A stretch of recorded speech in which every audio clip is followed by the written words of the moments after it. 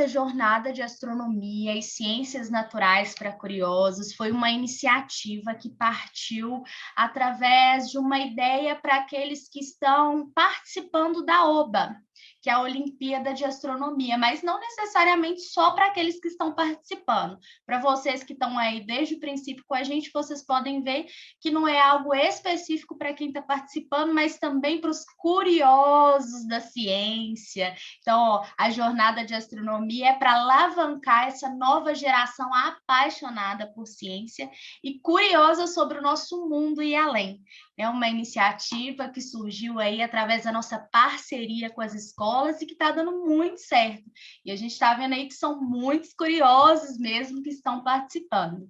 A Lu vai falar um pouquinho para a gente sobre a Newton, que é a nossa instituição que está promovendo esse evento e essa jornada para a gente. Você fala um pouquinho para a gente, Lu? Claro, boa tarde, pessoal. Como vão? Todos bem? É um prazer imenso tê-los aqui conosco. É muito importante a participação de vocês e o sucesso, ele se deve em razão da presença de vocês. Então, muito obrigada de coração. Nós, na Newton, temos 3 complexos. A Newton é um centro universitário realmente gigante em Belo Horizonte, fortíssimo.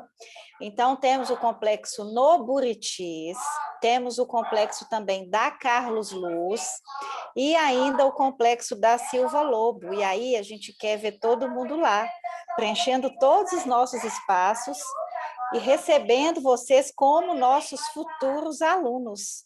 Não é, Brisa? É muito importante. Com certeza! Tenho certeza que vocês vão amar. Eu sou aluna da Newton e sou super satisfeita com a minha Eu escolha. também sou. Então, eu tenho certeza A que gente vocês pode vão falar também. de carteirinha como alunas. Eu Verdade, também verdade. sou. Então, nós vamos receber hoje o professor Fernando. Seja muito bem-vindo, professor Fernando. É um prazer ter você aqui conosco. Hoje o professor Fernando vai falar um pouquinho aí com a gente sobre a teoria da relatividade. Gente, eu estou gerando tanta expectativa para a palestra de hoje que vocês não têm noção. Espero que todos vocês também. É um tema muito legal, super curioso. Então, eu vou passar a bola aí para você, professor Fernando. Mais uma vez, muito obrigado por ter topado o nosso convite e estar aqui com a gente hoje. Olá, pessoal. Tudo bem? Boa tarde para todos. É uma alegria estar aqui com vocês e compartilhar esse bate-papo sobre a teoria da relatividade, né? É um assunto que causa muita atração, muita admiração, muita curiosidade, e pouca gente sabe, mas é bastante utilizada hoje na nossa tecnologia espacial, de telecomunicações, GPS, baseada na teoria da relatividade. Então, conhecer alguma coisa é uma teoria complexa, a sua compreensão não é simples, mas nós vamos fazer um bate-papo, um passeio pelas ideias principais, de maneira que vocês possam ter uma ideia de como é que funciona, o que é isso, o que é a teoria da relatividade. Ok? É uma conversa que nós vamos ter, espero que seja do agrado de vocês. Vamos começar?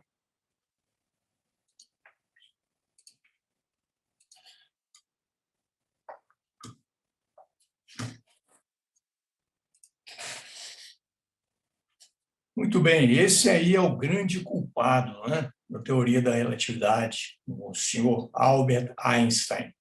Ele apresentou a sua teoria em um artigo, aliás, uma série de 3 artigos, em 1905. Ele estava com 23 anos de idade, para vocês terem uma ideia. O homem era genial. E, com isso, ele conseguiu, com a teoria da relatividade, em cooperação com outros estudiosos, outros pesquisadores, ele conseguiu reverter muito dos nossos conceitos, das nossas ideias. Eu preciso antes salientar para vocês o seguinte: nós temos o nosso mundo cotidiano, o nosso dia a dia, que funciona perfeitamente bem, a gente sabe como ele é, entendemos sobre o tempo, sobre distância, entendemos sobre várias coisas, sobre massa, energia. Esses conceitos, para nós, no nosso cotidiano, não mudam praticamente nada com a teoria da relatividade, porque elas diz respeito a eventos que acontecem a velocidades muitíssimo elevadas, velocidades próximas à da luz. No entanto, as suas conclusões são úteis na nossa tecnologia de exploração espacial, de telecomunicações, como, por exemplo, o GPS. Então, nós vamos dar um passeio aqui e compreender sobre isso. Quando nós observamos o nosso mundo de uma forma simples, a gente sabe que uma coisa está em movimento, uma coisa está parada, né? E vamos ver como é isto, do ponto de vista da teoria da relatividade. Preciso chamar a atenção para outro aspecto importante, que é o seguinte: a realidade, ela não muda porque uma teoria colocou um ponto de vista diferente sobre ela. É um modo como nós temos de descrever de uma forma que possamos compreender melhor esse nosso mundo. O nosso mundo é o que é. A realidade é o que é. As conclusões da teoria da relatividade não modificam essa realidade. Vocês vão entender isso aos poucos, à medida que a gente vai conversando. Ok? Então, vamos lá. O que é a teoria da relatividade? Ela é uma teoria que relaciona, por isso chama relatividade, relaciona medições feitas por observadores diferentes para o mesmo conjunto de eventos. O que é isso? Duas pessoas diferentes observando a mesma coisa, por exemplo, duas pessoas diferentes observando um evento qualquer, como, digamos, um carro parado, né? Ou um carro em movimento. Elas vão fazer medidas de tempo do movimento do carro, quanto tempo o carro vai levar para percorrer o comprimento de uma rua. As duas vão comparar as medidas e vão encontrar que são medidas iguais, por exemplo. Eles estão fazendo uma relatividade, estão comparando medidas. Um é um observador, outro é outro, eles comparam entre si as medidas. E isso é uma relatividade. Relatividade é comparar medições feitas por observadores diferentes. Ok? Essa é a ideia. A teoria da relatividade, normalmente, nós a dividimos para a sua compreensão em três aspectos. A relatividade de Galileu, que é aquela que nós usamos no nosso dia a dia, vou exemplificar agora mesmo. A relatividade restrita de Einstein e a relatividade geral. Vamos entender o que é isso. Vamos ver a relatividade de Galileu. O que é a relatividade de Galileu?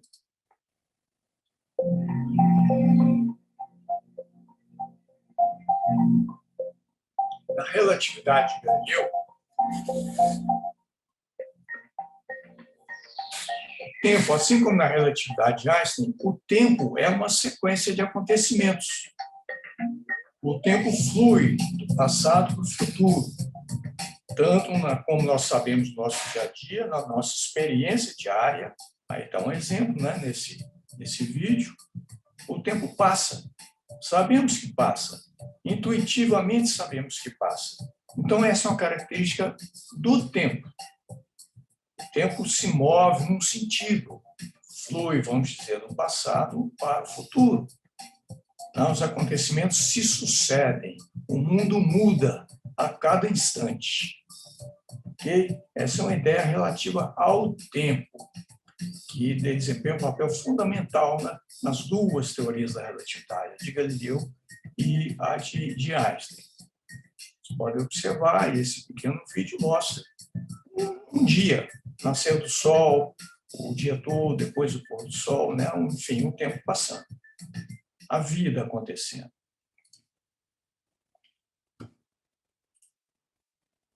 Os acontecimentos físicos, eles acontecem num espaço, só que esse espaço nós devemos incorporar o tempo também, e chamamos isso de espaço-tempo.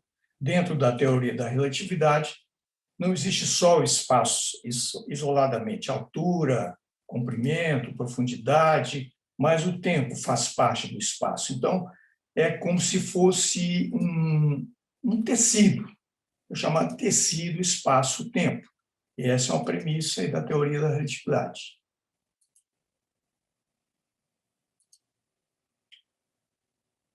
Outra ideia, a realidade é o que eu falei, a realidade é o que é, não depende de quem observa nem do que é observado. Isso aí nós chamamos na física de invariância das leis da física. Quer dizer, o mundo aqui é o mesmo mundo que seria observado em qualquer outro lugar do universo. Em qualquer outro lugar do universo, o tempo passa do mesmo jeito, as coisas são o que são, os átomos são os mesmos, as leis da física são as mesmas, as leis da química são as mesmas, independente de que se tem alguém lá para ver ou não. Isso é que a gente conhece como invariância das leis da física. Isso é um pressuposto básico das teorias da física, da teoria da relatividade. Bom, a relatividade de Galileu. Essa relatividade, como está aí colocado, o tempo é um acontecimento, é o mesmo para todos os observadores em movimento relativo com velocidade constante. Atenção, estamos falando aqui da comparação de medida de observadores que estão em movimento relativo, quer dizer, um se move relativamente ao outro. Ou ambos podem estar em repouso, mas vamos considerar o caso geral que um se move em relação ao outro com velocidade constante. A isso, na relatividade, a gente chama-se de movimento inercial, e os dois observadores são chamados de observadores inerciais. Então, o tempo de um acontecimento é o mesmo. Para o mundo comum, como eu falei, você é uma pessoa dentro de um carro observando um acontecimento na rua, digamos, um cachorro atravessando a rua, vai medir o mesmo tempo que outra que está parada no passeio, observando o mesmo cachorro atravessando a rua. Ambos vão medir o mesmo tempo. Isso é o nosso senso comum. Nosso senso comum nos diz isso. Isso, dentro da relatividade de Galileu, é um pressuposto. Repouso, movimento, velocidade não são absolutos, precisa de um referencial. O que significa isso? Um objeto está em movimento para você pode não estar em movimento em relação a outra pessoa. Tudo é relativo, depende de quem está observando. Depende do referencial. Outra característica importante, o espaço, a distância. Como a gente mede a distância entre duas coisas, por exemplo, a largura de uma rua. Um pedestre parado no passeio vai medir, digamos, 10 metros para a largura da rua. Um passageiro em um carro em movimento nessa rua vai medir os mesmos 10 metros para a largura da rua. O espaço é o mesmo para observadores com movimento relativo constante, velocidade constante. Você não muda, espaço e tempo são imutáveis, são duas coisas que não se modificam com a velocidade relativa dos observadores.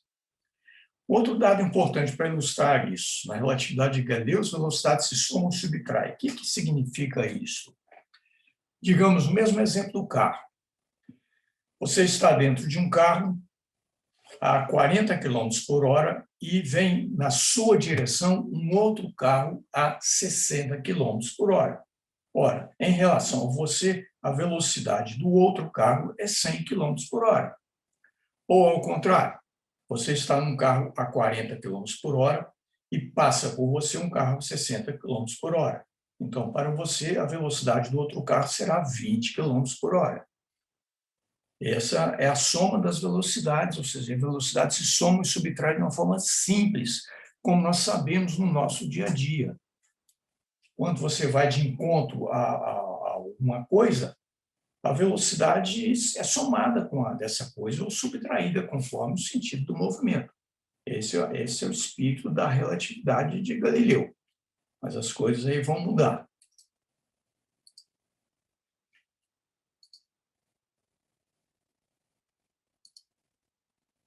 Veja essa situação. Você tem um passageiro parado observando um trem. Agora, quem está dentro do trem, para ele, parece que o passageiro está em movimento. Isso é relatividade, isso é movimento relativo.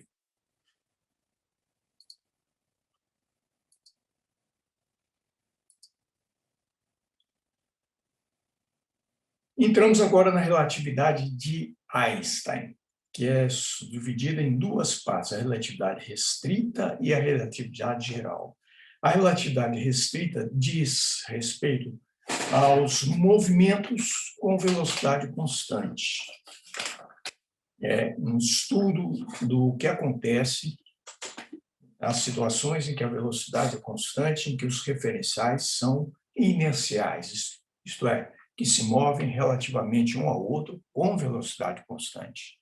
Essa é a relatividade restrita. Um postulado fundamental é o da constância da velocidade da luz. A velocidade da luz é uma constante para todos os observadores, em qualquer direção do espaço.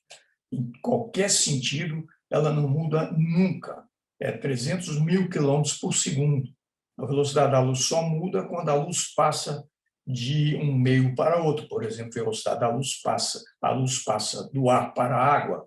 Aí ela muda, porque é outro meio, mas dentro daquele meio mantém a velocidade constante. Esta é uma propriedade incrível da luz. Essa propriedade já foi originalmente desconfiada, vamos dizer assim, inferida por Maxwell, quando estudou as ondas eletromagnéticas e verificou justamente, colocou isso como uma constante. Einstein, então, postulou que a velocidade da luz é constante para todos os observadores em todas as direções do espaço. Consequência disso, a velocidade da luz não pode ser somada nem subtraída de nenhuma velocidade. Então, se você estiver em uma nave espacial, digamos, a 100 mil quilômetros por hora, e acender o farol da nave, a luz terá os mesmos 300 mil quilômetros por segundo para qualquer observador, mesmo para alguém que esteja astronauta, que esteja vendo a nave e tente medir a velocidade da nave mais a do feixe de luz, não vai conseguir. A velocidade da nave continua sendo 100 mil quilômetros por hora, não somada à da luz. Não existe essa composição. A luz não se soma, a velocidade da luz não se soma a nenhuma velocidade do universo. Isso vai trazer uma série de consequências.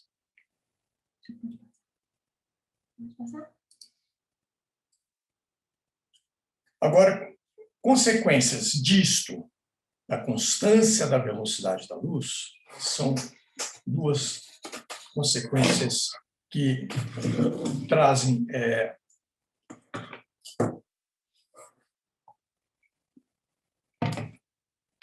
uma novidade fantástica que torna a teoria da relatividade misteriosa e que aparentemente contradiz o nosso bom senso. É o tempo e o espaço. O tempo é relativo. Sua medição depende do referencial a partir do qual é realizada. Lembre que eu falei atrás que a relatividade de Galileu, ou seja, o nosso mundo comum, o nosso cotidiano, as pessoas medem os mesmos intervalos de tempo, os mesmos tempos, para os mesmos acontecimentos. Voltando ao exemplo do carro em movimento que vê um cachorro atravessando a rua. O passageiro vê o cachorro e mede o tempo do cachorro atravessar a rua. Comparando com um passageiro, com uma pessoa que está na calçada, essa pessoa vai medir o mesmo tempo. É o mesmo evento visto por dois observadores diferentes, que estão em velocidade relativa, né? Um em relação ao outro, o carro em relação à pessoa que está na estrada, na calçada, e vão medir exatamente o mesmo tempo. A medição do tempo depende do referencial.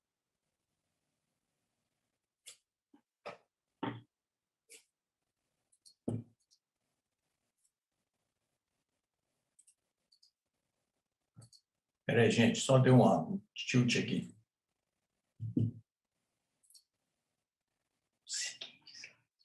Então é passa, não é volta. Vai. Desculpa, gente, tá? Bom. Vamos ver esse exemplo aqui. Ó. A pessoa está parada para fora de estação e vê um trem que se move em relação à estação com a certa velocidade. Dentro do trem tem um passageiro que deixa cair um objeto no chão do vagão. Imagine essa experiência. Esse passageiro mede um tempo para o objeto cair ao chão. Como o trem e, portanto, a pessoa estão em movimento em relação à estação, a pessoa que está na estação vai medir para a queda do objeto um tempo que, nesse caso, vai ser maior. Vejam que agora é diferente. São dois observadores com velocidade relativa constante, mas os dois estão medindo o mesmo acontecimento. Só que para o observador que está em movimento, o tempo tem um valor. Para aquele que está observando o movimento, está observando aquele evento em outro referencial, o tempo é maior. Nós temos aí a chamada dilatação do tempo, quer dizer, as medidas de tempo são diferentes.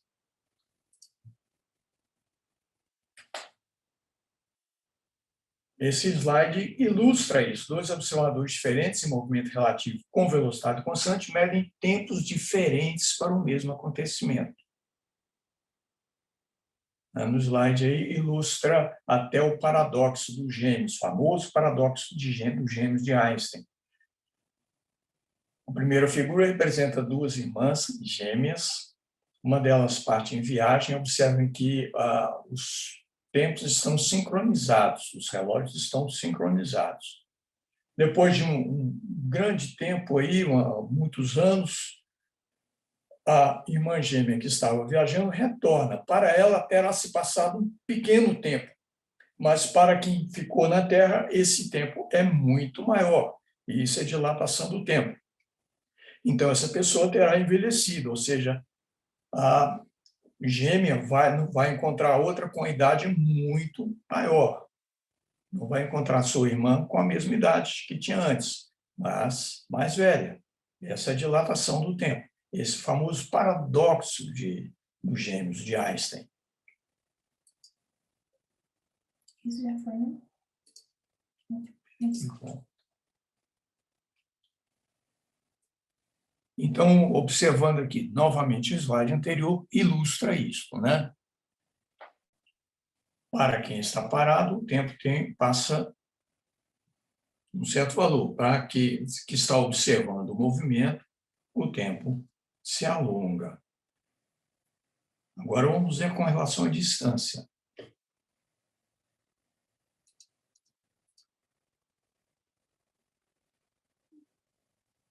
É esse? Bom, desculpa, gente, a ordem dos slides aqui, ela alterou um pouquinho, tá? Qual você quer aí? Aqui? Esse aqui? Esse? Isso. Isso, falamos aí sobre dilatação do tempo, mais um slide que mostra a dilatação do tempo, como vocês estão vendo. É esse aqui? Aí mostramos mais uma vez essa questão da dilatação do tempo, né? Com esse slidezinho dá para ver mais. Você tem num trem um relógio, né, que está em movimento e outro relógio parado na estação, ok? Para o observador que está dentro do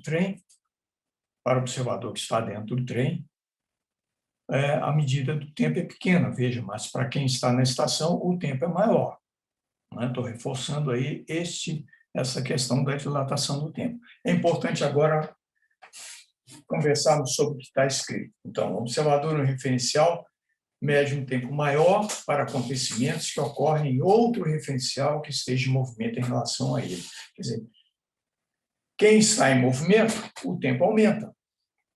A relação entre os tempos medidos é um fator que depende da velocidade relativa dos referenciais.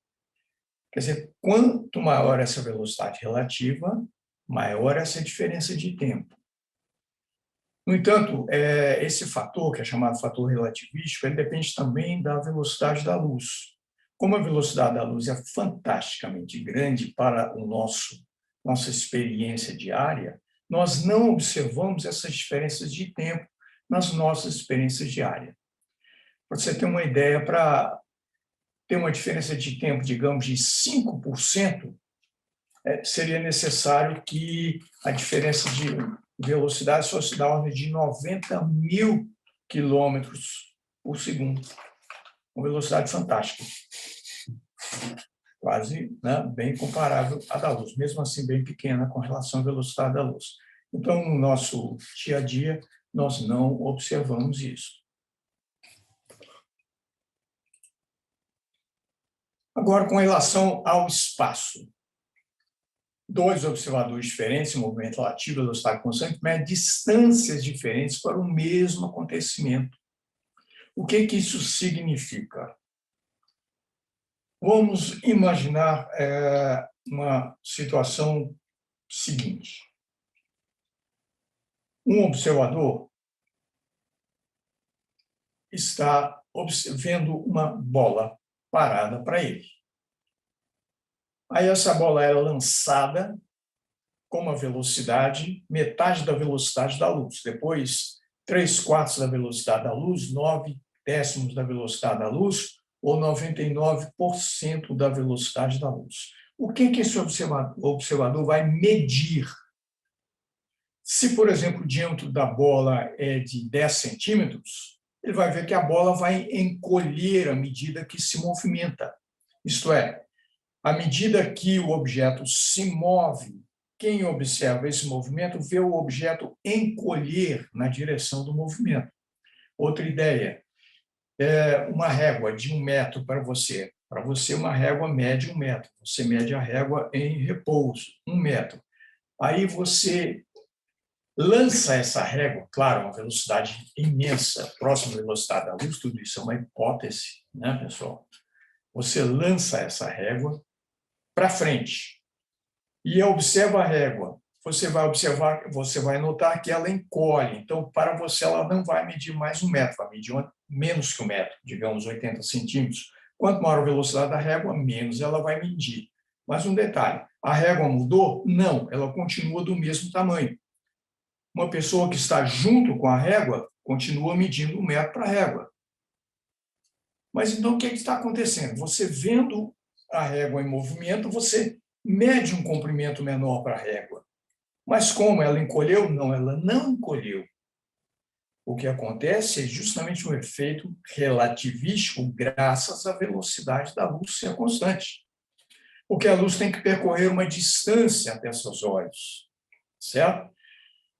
Quanto mais longe a régua vai, maior a distância que a luz percorre. Então, haverá uma diferença de tempo que vai se refletir na diferença de comprimento aparente. O objeto não encolhe, o objeto aparentemente encolhe. Assim como o caso do tempo. O tempo aparentemente dilata. Quem está dentro de uma nave espacial, se mede um tempo de 1 hora para um acontecimento dentro da nave espacial, um observador que estivesse medindo, olhando, vendo, podendo ver dentro da nave espacial, comparando com a sua leitura de tempo, mediria 2 horas, digamos, para esse evento. O tempo dentro da nave é 1 hora. O tempo para quem está vendo o acontecimento dentro da nave é maior, dilatação do tempo, 2 horas. O tempo aumentou? Não. É um efeito relativístico. O tempo continua o mesmo. Né? Esse é o grande mistério da teoria da relatividade. As pessoas acham que as coisas se mudam. Então, no caso dessa bola aqui, a bola vai mudar de forma, de formato, de tamanho. Vai, se você olhar a bola. Mas para quem está na bola, ela continua do mesmo tamanho, continua do mesmo jeito. Isso é a questão da relatividade. Né? O fenômeno aí é visual, por causa da constância da velocidade da luz. Adiante. Isso aqui é uma brincadeirazinha, tá? Mostrando 2 personagens aí, 2 lutadores, para mostrar a contração do espaço, né? Um pequenininho e um grandão. Então, um observador se move em relação ao outro, mede distância menor entre posições de acontecimentos que ocorrem no seu próprio referencial. Não medimos essa diferença de distância ou não detectamos uma contração espacial no nosso cotidiano, porque as velocidades que ocorrem são muitíssimo menores que a velocidade da luz. O fator relativístico aí também é um. Ou seja, no nosso dia a dia, nós nunca vamos observar essa contração do espaço, somente em grandes velocidades. E quanto maior a velocidade for, mais próxima da luz for, maior é esse efeito de contração do espaço e o efeito de dilatação do tempo. E são dois efeitos fantásticos da teoria da relatividade. São incríveis esses efeitos. Aqui mais uma ilustração, né, da contração do espaço. Aí está. É um exercício de imaginação. Aliás, Einstein deduziu a teoria da relatividade dele toda na imaginação, imaginando experimentos. É muito comum na física a gente usar experimentos imaginários ou experiências pensadas. A gente imagina situações e, usando a lógica e intuição, tiramos as conclusões. Foi assim que Einstein trabalhou. Ele não fez experimentos. Ele só imaginou as coisas. E com a sua racionalidade e a sua intuição, ele foi chegando aos resultados que hoje têm comprovação experimental. Então, o exercício é esse. Imagine uma nave espacial tripulada indo em direção à estrela Alfa Centauri, que é a estrela mais próxima de nós, né? Com uma velocidade constante em relação à Terra. Para observadores na Terra, a nave deverá percorrer distância L0 entre os dois astros. Para os tripulantes da nave, essa distância será menor, L menor que L0. O espaço se contrai à frente de quem viaja, por uma razão igual ao inverso do fator relativístico. Aí se chama contração do espaço. Então, vejam o que acontece. Tá? Para quem está dentro da nave, a distância a ser percorrida é menor do que para quem está fora da nave. Isso, pensa, gente, isso é uma grande vantagem. Pensa isso nas viagens espaciais. Viagens espaciais a grande velocidade, os astronautas vão percorrer distâncias menores até os astros. Se para nós eles vão percorrer uma distância de, digamos aí, 1 ano-luz, dentro da nave, ela viajando a uma velocidade incrível, próxima à velocidade da luz, bem grande a velocidade, acho que 40%, 30% da velocidade da luz já dá para perceber isso. Para ele, essa distância vai ser encolhida, vai ser da ordem de 0,6 anos-luz, pequena. Então, ele vai chegar logo. Imagine se viajasse a uma velocidade bem próxima da luz. Chegaria praticamente na hora. Saiu daqui agora e já está lá na estrela, já está lá naquele astro, se pudesse viajar na velocidade da luz ou próxima da luz, porque o espaço se contrai na frente dele, né? Agora, quem estivesse observando os astronautas dentro da nave, se um deles estivesse, digamos, dançando, como é que nós veríamos o movimento dele? Movimento em câmera lenta, cada vez mais devagar, até que chega um valor de velocidade, ele vai parecer parado para nós, porque o tempo dilata, o tempo fica maior, o espaço contrai e o tempo dilata. Ok, gente? Vamos para o próximo slide. Bem, aí vamos continuando agora, avançando na teoria da relatividade. As medidas de espaço e de tempo, isso é uma síntese do que nós discutimos, as medidas de espaço e tempo dependem do movimento relativo dos observadores. O tempo dilata para um objeto que se move, enquanto o espaço se contrai à sua frente. Então, espaço e tempo estão interligados, porque um dilata, o outro contrai, formando o espaço-tempo. O que é o espaço-tempo? O espaço-tempo tem 4 dimensões. Vamos ver aqui, nós estamos na superfície da Terra, né?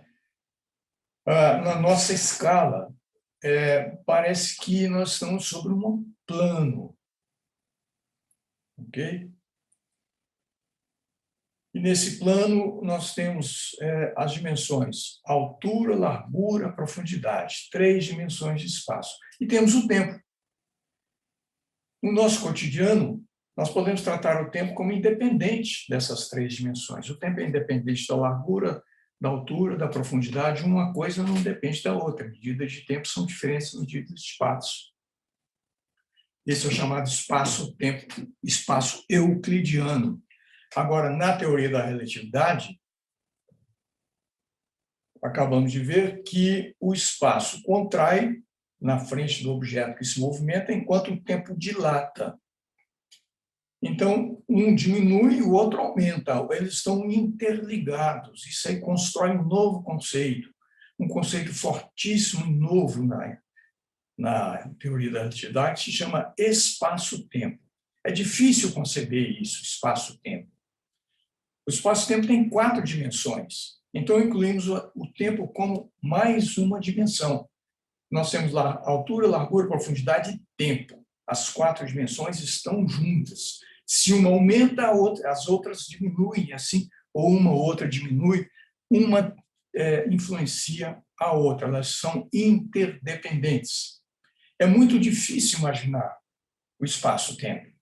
É muito complicado, porque podemos até pensar até em discussões filosóficas. O que é o espaço? Bom, matematicamente, você pode dizer que espaço é o lugar onde as coisas acontecem, né? Mas esse lugar não é um lugar assim, apenas um lugar onde as coisas acontecem. Esse lugar passa a ter uma realidade física. É algo. É o espaço-tempo. É como se fosse uma gelatina em que as coisas acontecem dentro dela, né? Uma coisa difícil de conceber. Não dá para imaginar porque não faz parte da nossa experiência conceber isso. Por isso, essa ideia ela é só puramente matemática. Matemática não precisa da nossa imaginação para chegar a conclusões, mas a gente tenta trazer essas conclusões para o nosso mundo, aquilo que a gente conhece. Uma ideia é representar o espaço-tempo em 2 dimensões, ou seja, como se fosse um plano. Então, vamos imaginar o espaço-tempo, aí representado nessa figura, como se fosse um colchão plano, esse colchão, certo? Se você colocar um objeto nesse colchão, o colchão vai afundar, ok? Essa ideia de que o espaço-tempo é curvo. É difícil pensar como é que isso acontece. O espaço-tempo ser curvo significa que um objeto, para sair de um lugar e ir para outro, não vai conseguir ir em linha reta. Ele vai descrever uma curva necessariamente. Então, não existe uma distância, a menor distância entre 2 pontos não será uma reta, mas vai ser uma curva. Ao contrário do que a gente normalmente pensa. Claro que isso não faz parte da nossa experiência, então é muito difícil imaginar isso. Esse slide aqui, essa figura, tenta mostrar essa situação.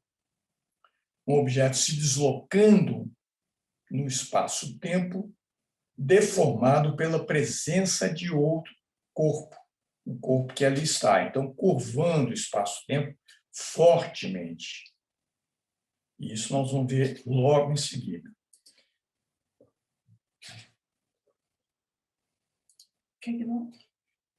Então, o espaço-tempo é curvo, isto é, a trajetória em 2 pontos não é uma linha reta. Agora, relembrando, na física de Galileu e de Newton, espaço e tempo são entidades separadas e absolutas.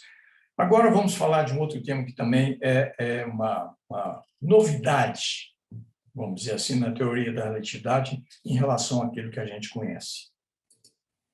Trata-se da energia e a relação entre a massa e a energia.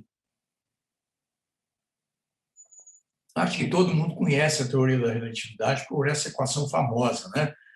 E igual a mc2, a equação mais famosa de Einstein, que traduz a afirmação dele: a massa de um corpo é a medida do seu conteúdo de energia. Einstein criou essa ideia. na relatividade restrita, massa e energia. O que é massa?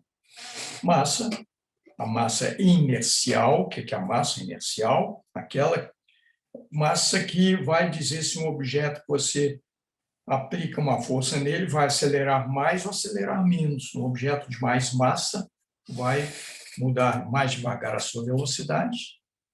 Espera aí, gente. Enquanto um objeto mais leve, vamos dizer assim, vai mudar a sua velocidade mais rapidamente. E isso é inércia, né? Massa inercial. Ela é proporcional à quantidade de material que o corpo tem. Ela é proporcional ao número de átomos e moléculas de que o corpo é feito. Essa é a massa inercial. É essa massa que nós estamos falando aqui. Certo? Bom, a novidade. Einstein atribuiu a um corpo em repouso, objeto parado para um determinado referencial, para um determinado observador, ele atribuiu um valor de energia. Ora, o objeto tem massa inercial. Ele atribuiu um valor de energia que chamou de energia de repouso. Então, atribuiu ao objeto uma energia. Essa energia equivale ao produto da massa pela velocidade da luz ao quadrado. Então, se estabelece uma equivalência entre massa e energia. Significa que qualquer mudança na massa, a massa inercial, qualquer alteração da massa, trará uma alteração na energia do objeto. Agora, um objeto que está em repouso tem uma energia. Aqui no nosso cotidiano, um objeto em repouso está em repouso. Podemos atribuir-lhe uma energia potencial, para quem já estudou física ou ciências. A energia potencial é a energia que o objeto tem por causa da posição dele. Certo? Mas, se ele está em repouso, não está em movimento, então não tem energia, a não ser energia potencial. Não vamos pensar nela. Agora, se o objeto está em movimento, no nosso dia a dia, cotidiano, um carro em movimento, por exemplo, ele tem uma energia. Essa energia chama-se energia cinética, energia de movimento. Essa energia de movimento, que depende da velocidade do objeto e da massa dele, quanto mais velocidade, mais energia o objeto tem, né? Energia cinética, né? Agora, dentro da teoria da relatividade, nos conduz ao seguinte: a energia de um corpo é sempre uma energia total, porque se ele está em movimento, devemos somar a essa energia cinética devido ao movimento dele também a sua energia de repouso. Então, isso dá uma diferença muito grande. Isso aí modifica o princípio da conservação da energia. Mas o princípio não modifica o princípio da conservação da energia. Ele continuará válido. A energia total é sempre a mesma, se conserva. Então, detalhe: a energia de um corpo em movimento se soma à sua energia de repouso. Então, um corpo em movimento tem, assim, uma massa de movimento, que aumenta com a velocidade do corpo, pois sua energia total aumenta. Né? É fácil entender, só olhando a equação lá.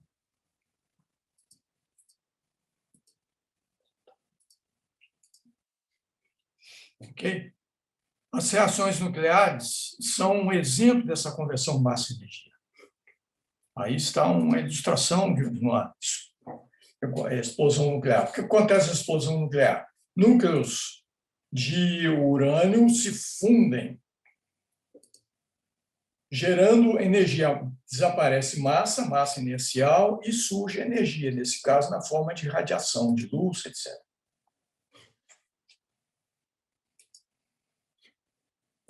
Então, vamos agora, nosso tempo está acabando aí, mas eu vou pedir permissão para me alugar só mais uns 5 minutinhos para a gente terminar.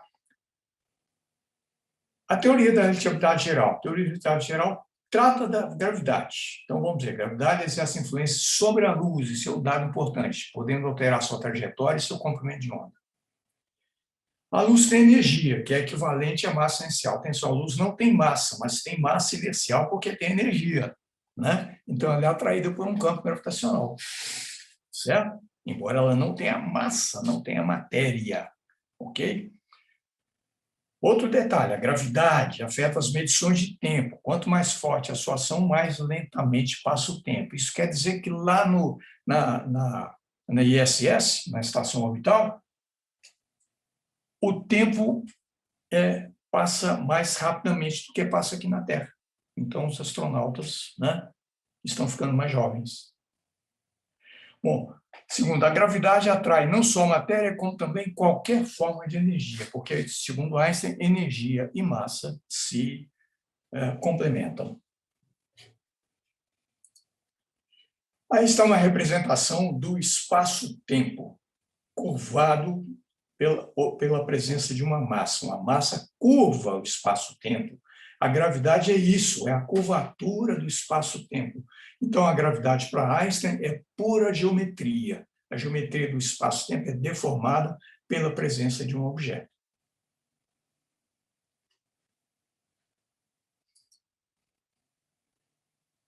Aí está uma ideia interessante, isso aí ilustra a experiência de medição da comprovação da teoria da relatividade em 1918, na cidade brasileira de Sobral, lá no Ceará, foi observado um eclipse total do Sol. Uma estrela que normalmente fica atrás do Sol, escondida do Sol, ela apareceu ao lado do Sol. Isso só pode ser explicado porque a luz da estrela foi desviada pela massa do Sol. Então, a estrela que estava atrás do Sol pôde ser vista na frente do Sol, numa posição aparente. Isso comprovou a teoria da relatividade de Einstein. Então, aí está, todos os acontecimentos, no espaço-tempo se sente a presença da gravidade, seja porque tem massa ou porque tem energia, que chamamos de gravidade a manifestação visível da curvatura do espaço-tempo.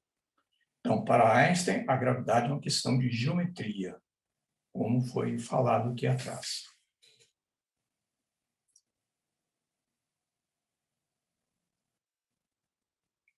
Este é um pequeno vídeo sobre buraco negro. O que é um buraco negro? Uma alta concentração de espaço-tempo, espaço-tempo muito curvado. O buraco negro se forma quando uma estrela se colapsa. Então, ela cria uma deformação, um espaço muito grande em torno dela. É o buraco negro. E esse buraco negro engole toda a luz e tudo que está em volta. Recentemente foi tirada a foto de do primeiro buraco negro.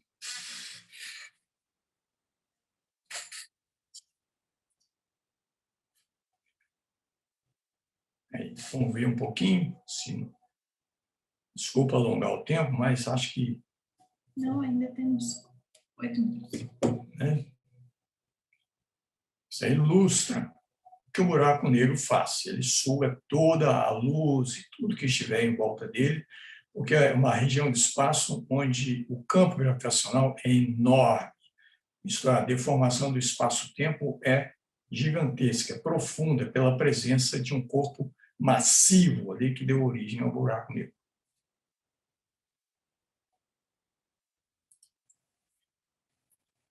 E ainda, recentemente, houve a comprovação da existência, conforme foi previsto por Einstein, novamente, né?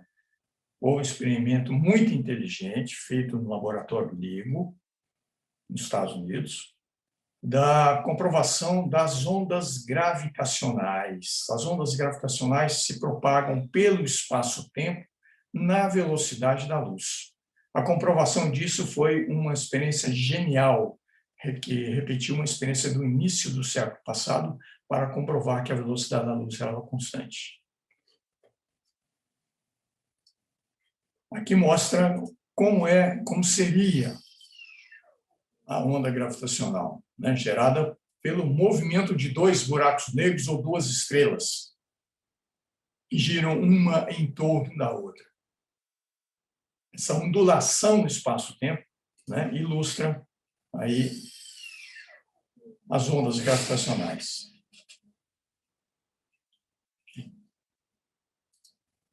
Bom, pessoal, é isso. Eu me alonguei demais, né? Espero que eu tenha correspondido à expectativa de vocês e agora fico à disposição para responder questões que o pessoal queira fazer.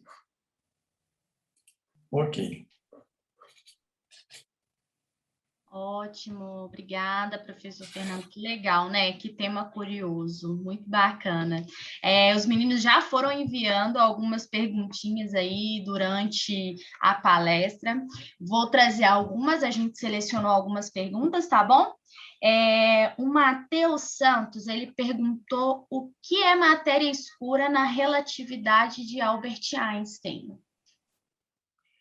A matéria escura é um postulado, quer dizer, não sabemos da existência dela nas equações da relatividade geral, agora em termos matemáticos, tá? Algum termo da equação ele está faltando, alguma coisa está esquisita ali, não tem uma igualdade completa na equação. E a esse termo, para a equação ficar completa, se chamou de matéria escura, mas não se tem notícia de realidade física dela. Nenhum experimento ainda pôde ser imaginado que possa verificar a sua existência ou não. Então, por enquanto, é uma hipótese, que permanece apenas como hipótese, não tem uma existência comprovada. Legal. Vamos para outra pergunta. O Otávio, ele perguntou, o que a viagem no tempo tem a ver com a relatividade? Nós estamos viajando no tempo. Tá? Olha, a palestra começou às 15 horas e agora são 16 horas, 16 e pouquinho, viajando no tempo. Estamos sempre viajando no tempo, sempre. Legal, olha essa pergunta. Para o futuro sempre. Legal, olha que pergunta super legal, essa eu gostei muito. Pergunte ao professor, por favor. Você disse que Einstein tinha as teorias e elas eram comprovadas através da imaginação. No caso do paradoxo dos gêmeos, foi comprovado com experimentos depois? Sim, foi sim. Quando os astronautas foram à Lua, se não me engano, uma das Apolos que foi à Lua, não a que aterrissou, mas eu estou esquecido aqui, fizeram esse experimento, né? Mediram o tempo, os astronautas mediram o tempo dentro da nave e aqui na Terra mediram o mesmo tempo para o mesmo acontecimento. Quando eles voltaram, se verificou que eles estavam 2 milésimos de segundos mais jovens. Legal. Gente, isso é muito legal, né? É muito legal, muito curioso o tema. Vamos lá, hein? Mais uma pergunta. Só mais uma, professor? Pois não. Como podemos explicar a diferença de tempo existente ao nível do mar e no topo de uma montanha? A gravidade é a deformação do espaço-tempo. A gravidade é maior a nível do mar do que no topo da montanha.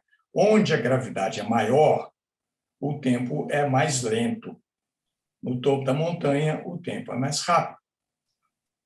A diferença é muito pequena, mas dá para ser medida com cronômetros muito precisos, como relógios atômicos, por exemplo.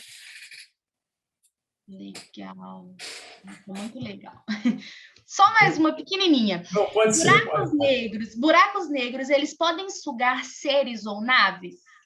Como? Buracos negros, eles podem sugar seres ou naves?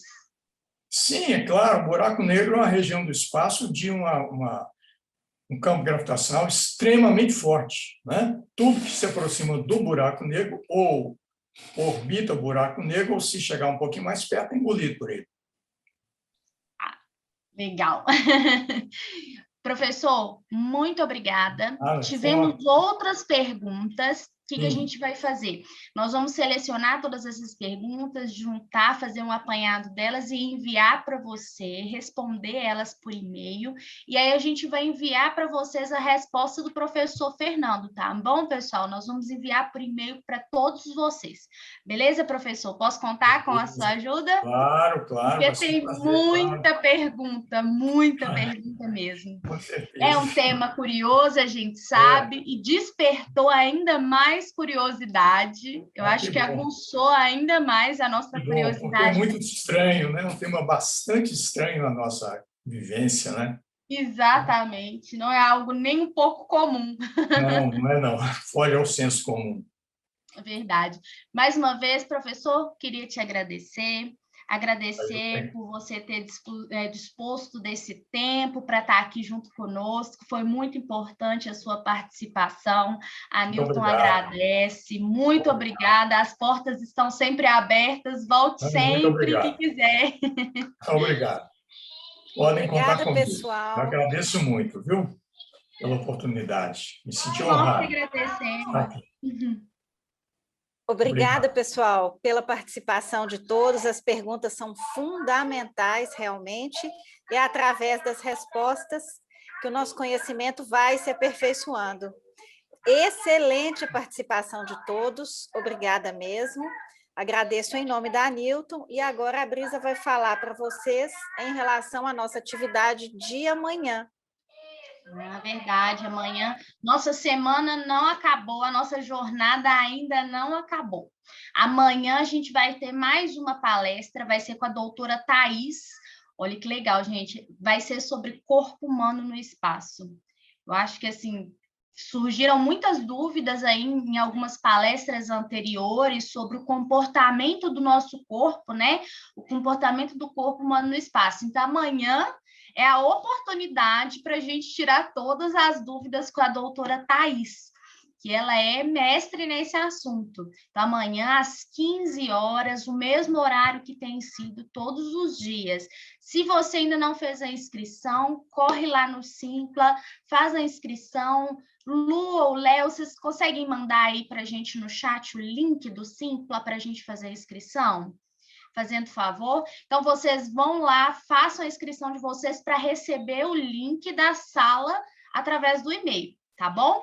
Amanhã a gente fala um pouquinho mais sobre a nossa agenda, mas não acaba, a nossa jornada não vai acabar amanhã, nós ainda temos aí a palestra do dia 5 de maio, a palestra do dia 6 de maio. Mas a gente fala um pouquinho mais sobre isso amanhã, tá bom?